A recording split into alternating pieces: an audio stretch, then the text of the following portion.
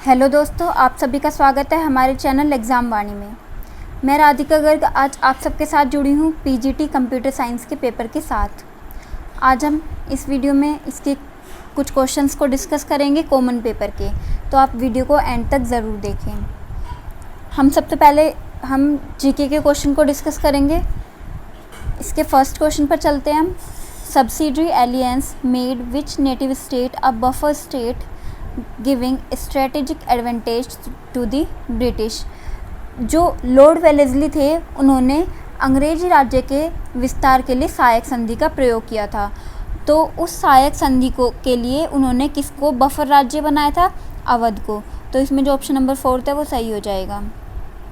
Next पर चलते हैं। Which schedule of the Indian constitution provides for validation of certain act and law. हमें बताना है कि कौन सी जो अनुसूची है वो बताती है कुछ एक्ट और रेगुलेशन को कौन सी प्राप्त कराती है, तो वो है 9वीं अनुसूची।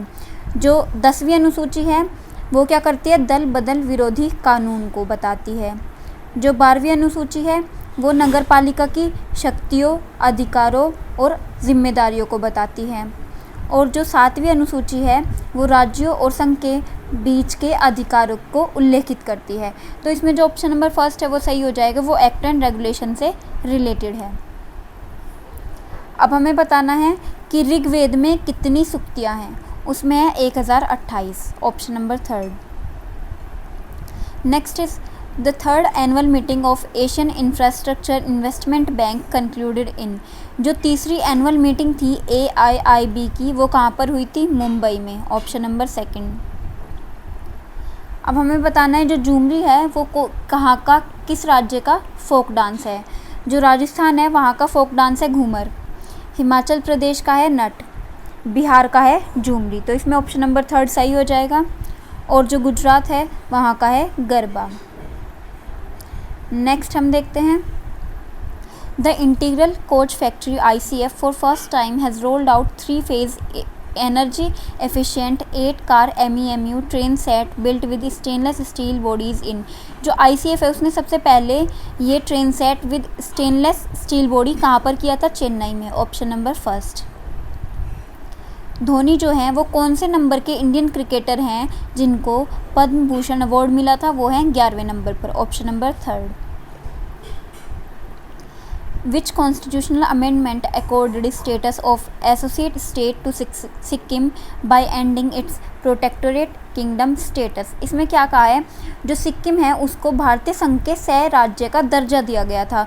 तो वो कौन से संवैधानिक संशोधन में लिखा हुआ है? वो है 35वें में, ऑप्शन नंबर 2 इसमें सही हो जाएगा। According to AFR Asian bank global wealth migration review, India is the, जो भारत है Asia bank global wealth migration review के अकॉर्डिंग कौन से नंबर पर आता है धन के मामले में? तो वो आता है 6ठे नंबर पर, ऑप्शन नंबर 4। अब हमें बताना है इसमें बिर is the currency of which country. जो बिर है वो कौन से देश की मुद्रा है? जो ब्राज़ील है वहाँ की रियल है, घाना की सेडी है, इथोपिया की बिर है और बेलारूस की रूबल है। तो इसमें जो ऑप्शन नंबर 3 है वो सही हो जाएगा।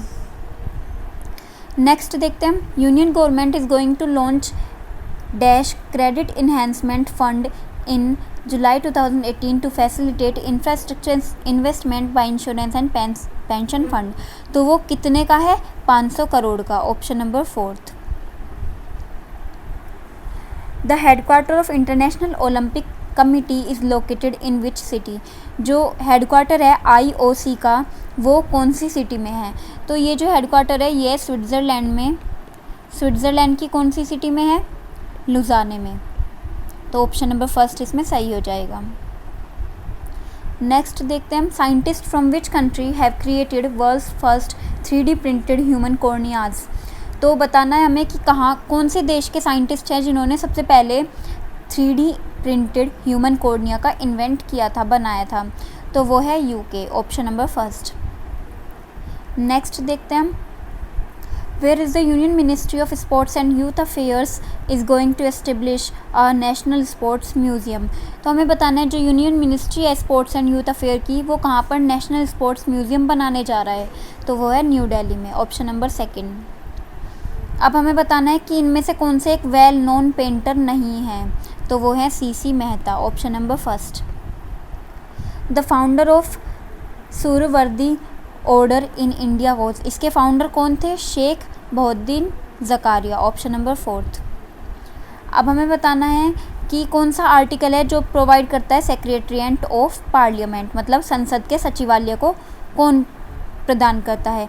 वो है article number 98, option number first. Next है कि इनमें से कौन सा रूलर है जो कि दास वंश से संबंधित नहीं है? वो है Alauddin Khilji, option number second. Bahrain की कैपिटल बतानी है हमें यहाँ पर कि बहरीन की कैपिटल क्या है? Manama, option number fourth. GK का ये लास्ट क्वेश्चन है, which country has gifted a pair of giant Aldabra tortoise to India as a goodwill gesture, तो भारत को सद्भावना संकेत के रूप में कौन सी कंट्री ने जियांट अल्डाब्रा टोर्टोइज दिया था? सेचेलिस ने। तो यहाँ पर जो जीके के 20 क्वेश्चंस है वो ख़त्म हो जाते हैं। अब हम इसके बाद किसके डिस्कस करेंगे? इंग्लिश के क्वेश्चंस को डिस्कस करेंगे।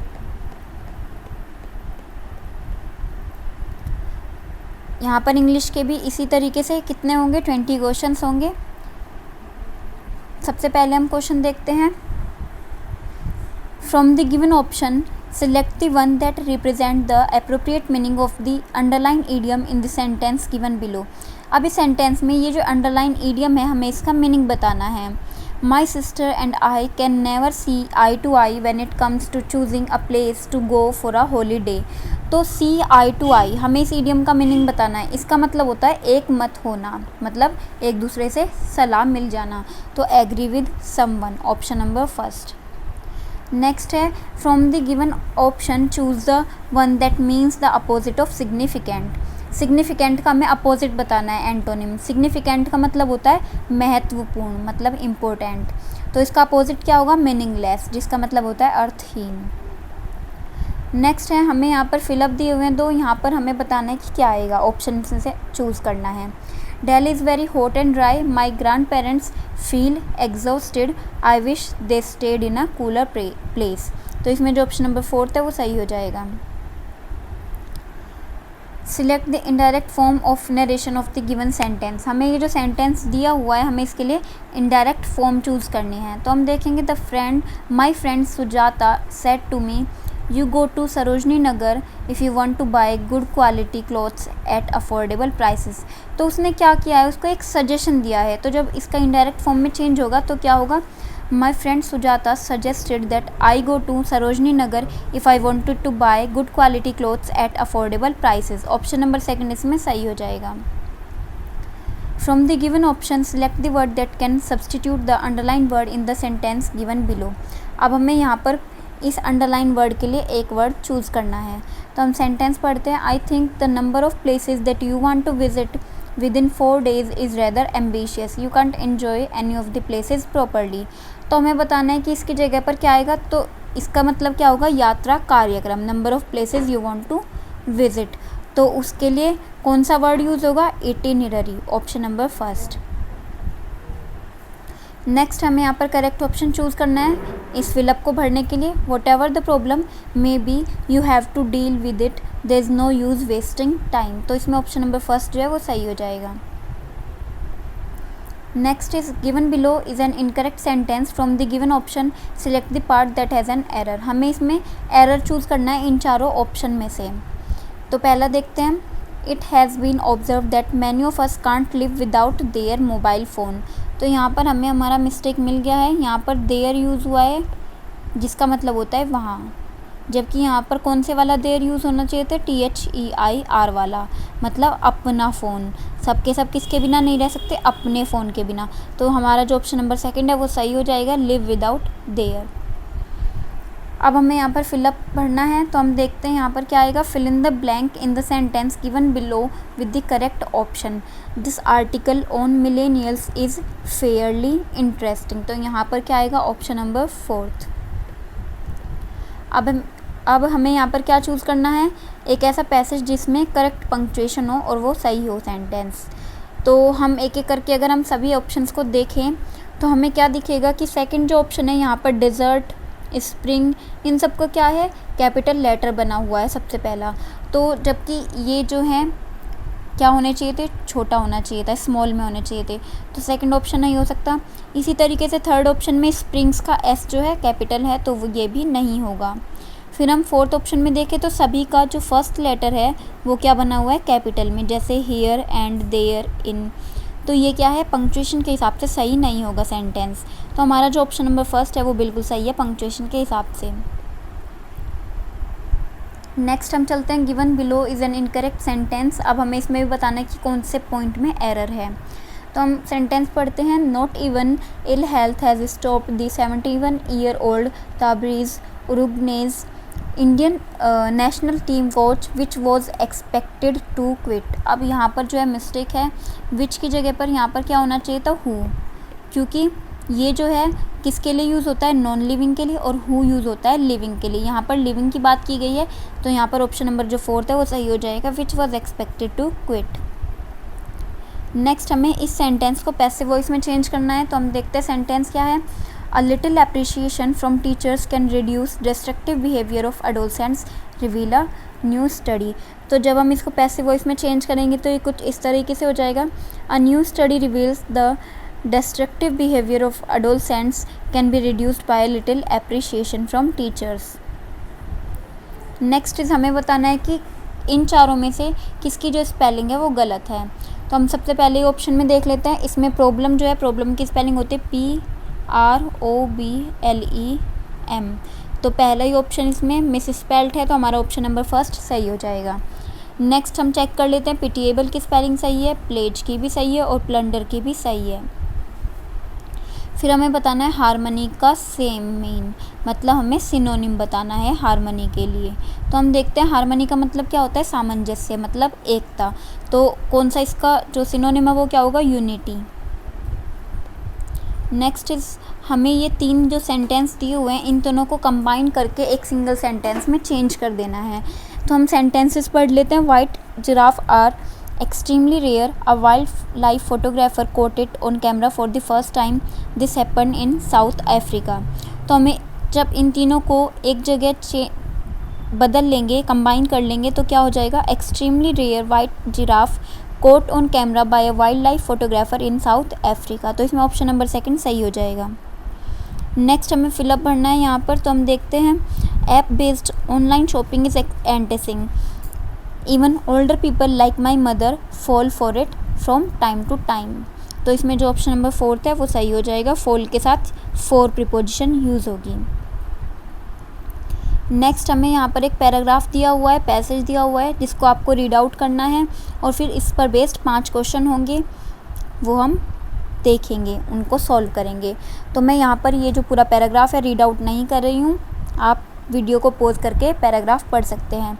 वैसे मैं आपको बता दूं, ये जो एक रग्बी प्लेयर के बारे में कहानी दी हुई है, जब एक प्लेन क्रैश हो गया था उस टाइम के बारे में, तो आप इस पैराग्राफ को वीडियो पॉज करके पढ़ सकते हैं। हम इसके क्वेश्चंस डिस्कस करते हैं। हमारे पास पहला क्वेश्चन है, why did Zerbino speak particularly to Suarez when he came to Russia for the World cup.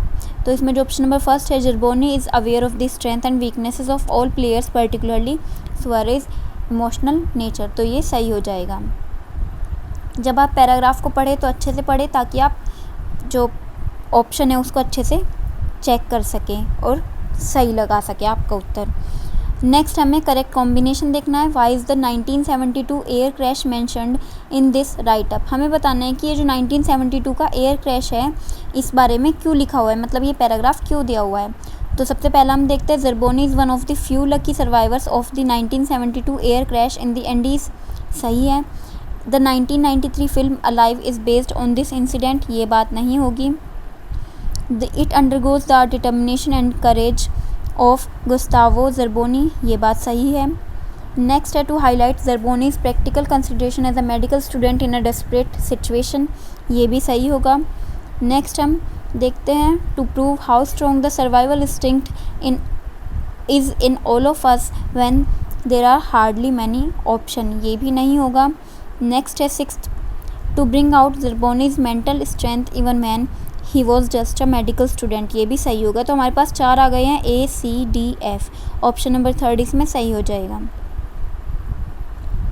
Next है refer to second paragraph last 2 sentences. जो सेकंड पैराग्राफ दिया हुआ है उसके जो लास्ट 2 सेंटेंस है उससे हमें रेफ़र करते हुए इस क्वेश्चन का आंसर देना है, देखते हुए उसको। What lesson can we learn from Zerbino's advice to the Uruguayan squad. तो हमें बताना है इसका आंसर क्या होगा। To be successful we must know our goal and then work hard to achieve it.